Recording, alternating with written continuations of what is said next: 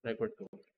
Kailangan nyo mag-install sa local PC ninyo ng bagong software, which is yung free. Free lang to.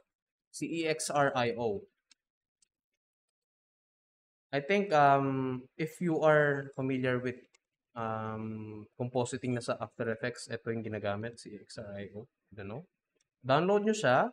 Once I download that, yun, i-install nyo lang siya. So, kapag ka-installed na siya, halimbawa, natapos na yung rendering natin dito. So, save natin siya as save multilayer, EXR. So, save natin 001. Okay, natapos na yung render natin. Hindi ko na hintayin mag 100%.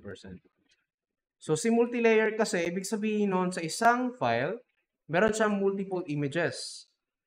So, hindi siya kagaya ng PNG. So, kung mapapansin nyo, kapag nag-right click tayo, tingnan natin yung file size. Properties. 30 MB siya. Medyo malaki. So, double click natin. Di pa na-install. That means wala yung EXRIO. Install muna natin siya.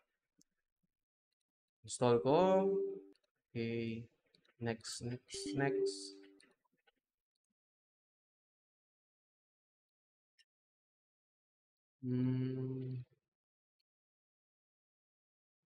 Finish. Ayan. Saka natin siya buksan.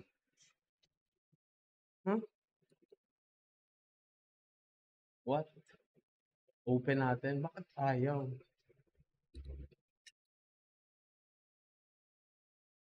That means hindi na-install na maayos. No? Papansin nyo, isa lang yung layer. Dapat multi-layer to eh. Dito natin. Ctrl J. Yes.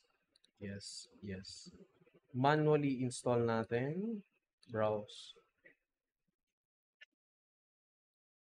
Unexpected.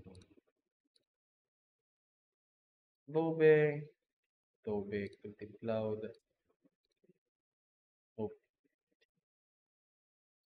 Program files. Adobe. Yes, Adobe. Photoshop. Plugins. Bigyan natin siya ito. I-try natin i-open ulit. Sana mag-work.